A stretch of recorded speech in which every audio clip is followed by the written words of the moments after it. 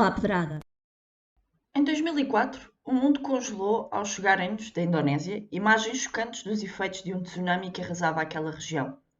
Naquelas imagens, conseguimos ver o efeito devastador que um movimento tectónico com origem a quase 100 km em linha reta da linha de costa de Sumatra pode ter. Aliás, os efeitos deste sismo fizeram-se sentir até ao nível da inclinação do eixo da Terra e reduzindo em frações de segundo a duração dos dias. Logo em 2011 voltámos a assistir a algo semelhante, mas desta vez no Japão, tendo afetado as infraestruturas nucleares daquele país. Então, mas o que são isto dos tsunamis? Podemos ter tsunamis em qualquer zona costeira do mundo? Em Portugal, é algo que nos devemos preocupar? E como é que o Quartzo entra nesta conversa? Hoje, no Só à Pedrada, vamos falar com o Pedro Costa, docente do Departamento de Ciências da Terra da Universidade de Coimbra e investigador do Instituto Dom Luís, que nos vem ajudar a responder a estas e outras questões que temos para lhe fazer em Olhar para Tsunamis através de grãos de quartzo. O que é um tsunami e o que é que ele difere, por exemplo, de ondas de tempestade? De acordo com a definição e com as definições originais, os tsunamis são provocados por fenómenos geológicos. 4 fenómenos geológicos, mais concretamente. Os sismos, que são responsáveis por cerca de 80% dos tsunamis que ocorrem no globo, e existem cerca de 200 tsunamis por ano em todo o globo, embora a maioria deles seja apenas medido em boias ondógrafos ou marégrafos, portanto, de forma instrumental é que são medidos e têm consequências não tão graves quanto aquelas dos eventos de 2004, essencialmente na Indonésia, e 2011 no Japão. Depois, para além dos sismos, temos os movimentos de massa, portanto, os deslizamentos submarinos, que provocaram alguns dos tsunamis mais devastadores e alguns com particular interesse do ponto de vista histórico, e depois podemos falar deles a seguir. Depois temos ainda o colapso de edifícios vulcânicos ou tsunamis que são gerados pela erupção vulcânica. Nós aqui há um par de anos, a 26 de dezembro, ocorreu o filho do Anak na Indonésia, que gerou também um tsunami. E depois temos a queda de meteoros. Os tsunamis caracterizam-se pela altíssima velocidade que viajam mais rápido que um avião. 900 km/h em alto mar, são praticamente imperceptíveis em alto mar e, portanto, a melhor coisa que uma pessoa que tenha um barco pode fazer quando está na costa e recebe a informação que há um tsunami que se aproxima é ir para alto mar. Dessa forma fica mais seguro. À medida que as ondas, e um tsunami não é uma onda, é um conjunto de ondas, não é um comboio de ondas, à medida que eles se aproximam da costa, vão perdendo velocidade. Ao perderem velocidade, ganham altura e depois propagam-se para a terra e provocam a inundação. E, portanto, tem um grande comprimento de onda. Eu costumo dizer que se nós formos atingidos por um tsunami à altura do joelho, a probabilidade de sobrevivência é reduzida. Porquê? Porque nós vamos estar durante meia hora a levar com o mesmo fluxo de água. Enquanto nós, por exemplo, quando estamos na praia, estamos ali na zona a molhar os pés e vemos que a onda depois recua novamente para o mar e ao recuar para o mar leva um bocadinho de areia, os nossos pés afundam um bocadinho e depois vem outra e há ali sempre um espaço. E estamos a falar de ondas, 8, 9 segundos, 10 segundos. Se tivermos uma onda de tempestade, estamos a falar de períodos já um bocadinho maiores, 14 segundos, 15 segundos, e se for uma infragravítica, 25 segundos. Se falarmos de um tsunami, estamos a falar de meia hora. Portanto, a mesma onda, sem respirar, digamos assim, vai continuamente cerca de meia hora. E, portanto, isso torna e dá uma ideia das diferenças. Nós temos uma enorme massa de ar. Por exemplo, quando nós falamos de ondas de tempestade, elas rebentam assim de forma muito redutora. Se nós tivermos uma onda de 20 metros, ela vai rebentar aos 40 metros de profundidade, uma de 10 metros vai rebentar aos 20 metros de profundidade. As ondas de tsunami não rebentam. Portanto, à medida que vão subindo as encostas, é que elas vão perdendo de certa forma, a energia. E estas são as principais diferenças físicas, quer de ondas de tsunami, quer de ondas de tempestade. Existe algum motivo para regiões como a Indonésia ou o Japão serem mais assolados por tsunamis que, por exemplo, outras zonas do mundo? Não se ouve falar muito de tsunamis no Reino Unido ou no Brasil. As razões são as que são conhecidas e estão obviamente umbilicalmente ligadas à questão da sismicidade. E, portanto, sempre que estamos no anel de fogo do Pacífico, tudo mexe ali, inclusive na questão dos tsunamis, a frequência é muito, muito superior e os tsunamis que são gerados são muito mais intensos e com consequências mais devastadoras. E, portanto, existe uma ligação óbvia entre as zonas mais ativas do ponto de vista tectónico e as zonas onde são gerados mais tsunamis. No entanto, há outros tsunamis, e nós temos o caso, por exemplo, do evento que ocorreu nos anos 30, na Madeira, na zona do Cabo Girão, onde agora nós, como turistas, vamos caminhar naquela ponte suspensa. Mas, portanto, nós tivemos aí um tsunami que foi gerado por um deslizamento e, portanto, apesar de ser uma zona que não vamos considerar das mais ativas tectonicamente, tivemos aí um tsunami, embora de efeito local, com algum significado. Temos depois a questão, por exemplo, do Grand Banks no Canadá, em 1929, que destruiu os cabos de comunicação telefónica entre os Estados Unidos, Canadá, tanto a América do Norte e a Europa, e isso teve a ver também com o deslizamento que ocorreu. E temos depois aquele, já recuando ainda mais no tempo, que tem uma importância muito relevante do ponto de vista do centro da Europa e do norte da Europa, que é o tsunami de Torega, que ocorreu há 8.200 anos, que é provocado por um deslizamento, um volume de material gigantesco, mas com uma inclinação de um campo de futebol, 1 grau.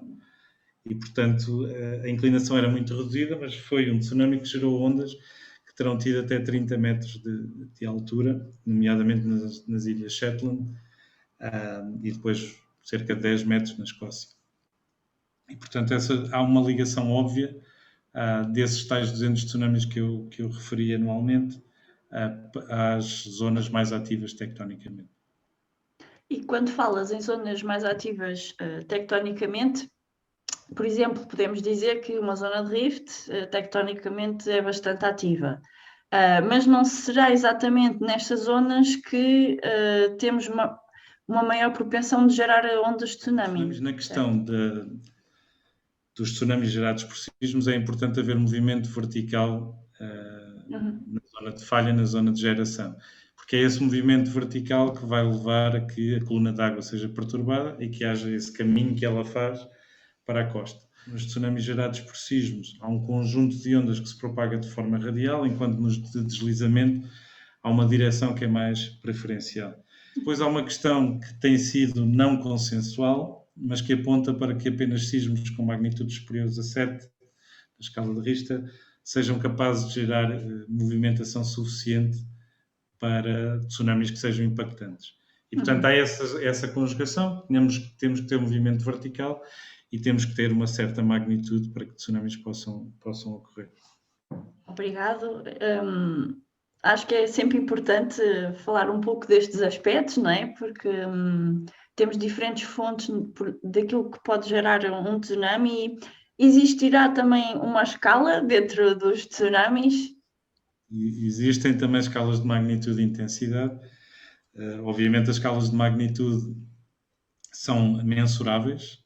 Depois, em termos de intensidade, tem a ver com os efeitos. A última que tem sido mais utilizada é a Imamura Papadopoulos de 2012, que tem 12 níveis. A magnitude tem a ver, medem diferentes parâmetros, elas não são coincidentes nos parâmetros que medem, e a de intensidade é essencialmente sobre os efeitos. Isso vai variar também consoante a ocupação do território que for atingido pelo tsunami ou não?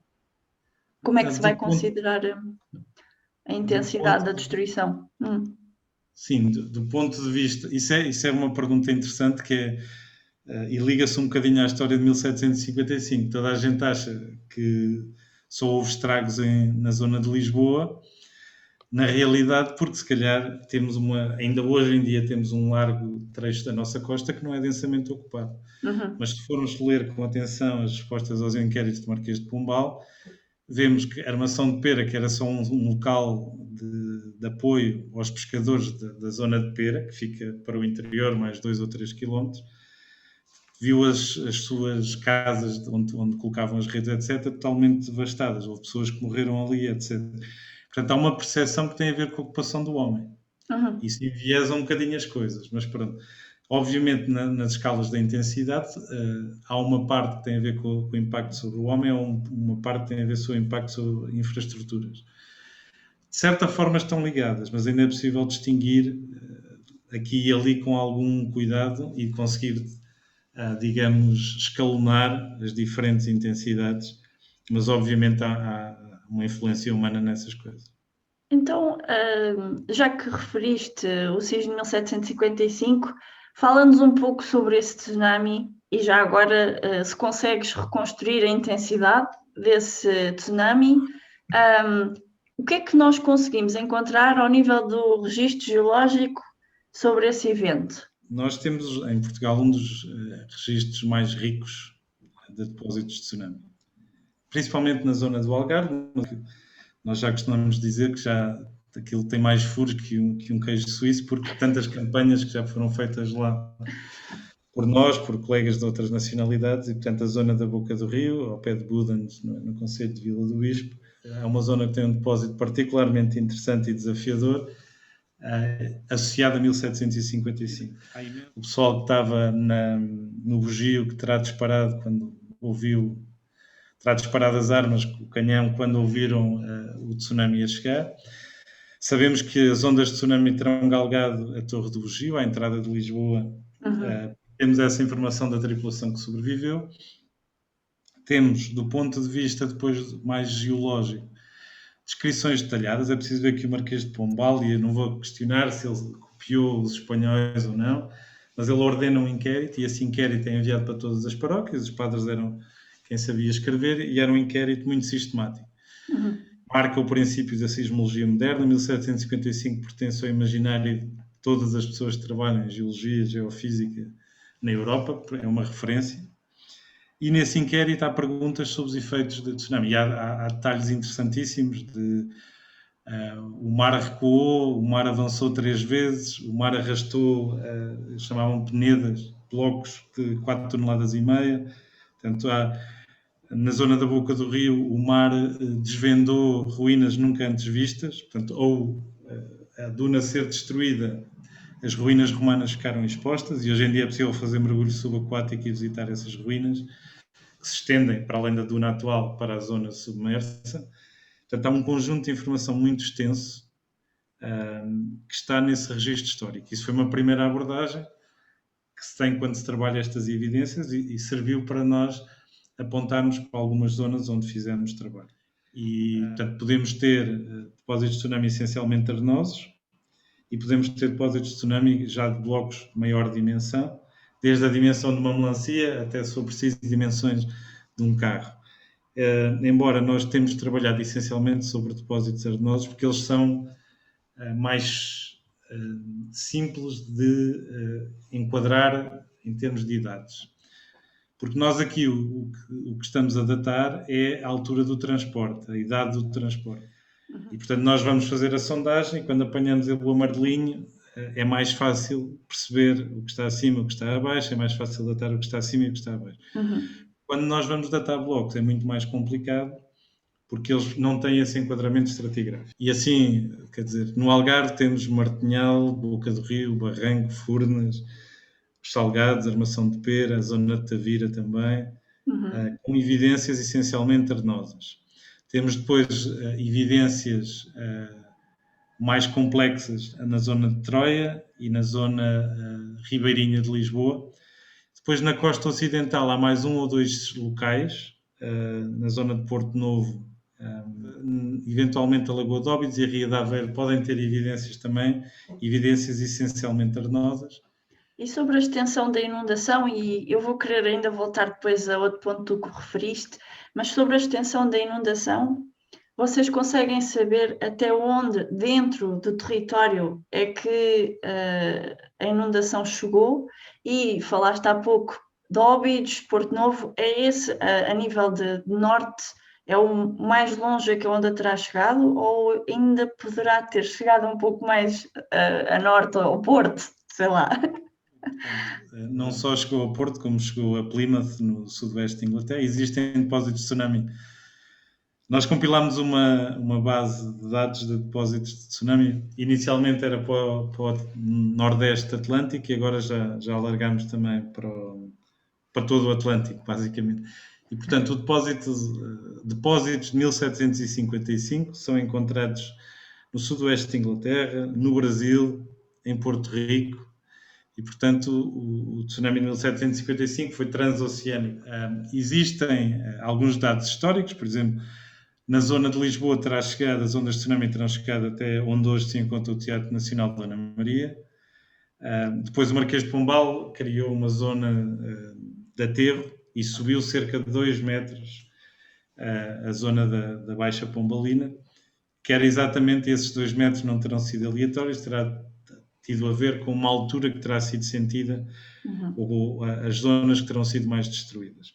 Nós, nos depósitos de tsunami, o trabalho que fazemos é vamos às zonas que tenham potencial de preservação do tal queijinho, deste tal nível arenoso, e nessas zonas onde há essa preservação são tipicamente zonas ou estuarinas ou lagunares, ou planícies aluviais, portanto nas margens de pequenas ribeiras. Por exemplo, nos Salgados nós temos depósito, os Salgados na Baía da Armação de Pera, nós temos depósito até cerca de 800 metros da linha de costa e a inundação terá ido cerca de 1500 metros, talvez nem tanto. Na boca do rio, que já fica mais próximo da zona de Sagres, nós temos, como é uma zona mais alcantilada, portanto, temos umas arribas mais marcadas, portanto, há esse afunilamento e, portanto, as ondas de tsunami não só ganham em altura, como ganham em extensão. E, portanto, nós acompanhamos o depósito até cerca de 1,5 km e a inundação chegou quase até a 125 e, portanto, 2 ponto qualquer coisa quilómetros.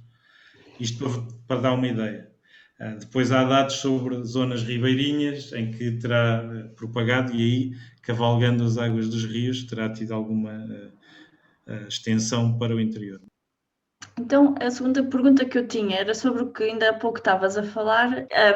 Faz a datação dos níveis acima e abaixo e como? Que métodos é que utilizam?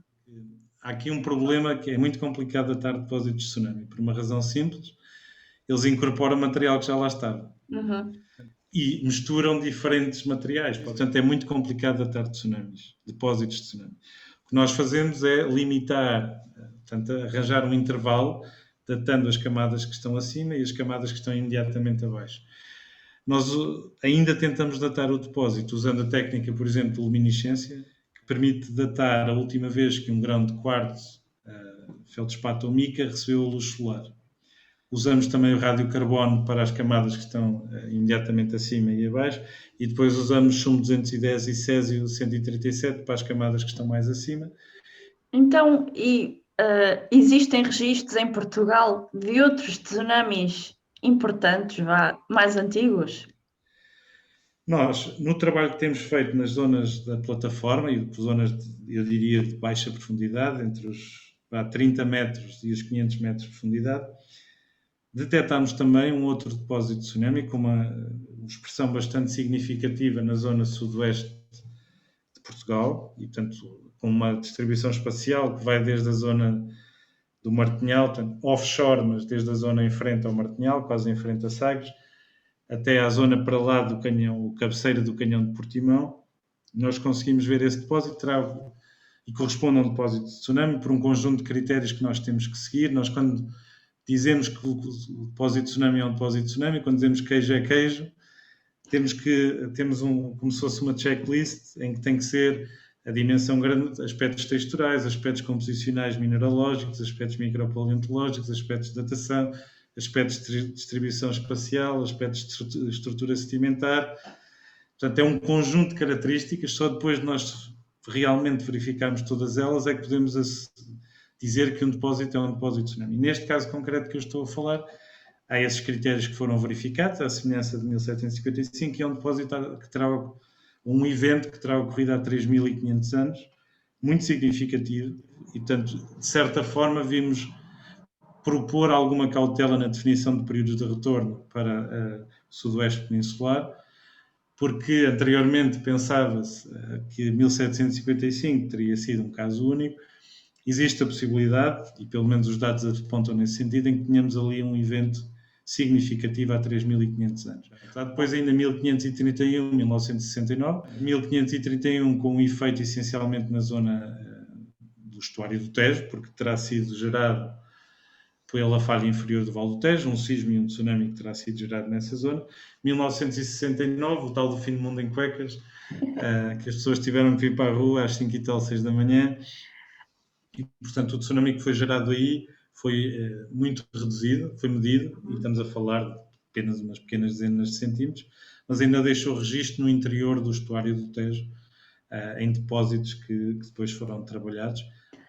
Então, se calhar, eu agora queria saber como é que os grãos de quartzo te ajudam a diferenciar esses depósitos?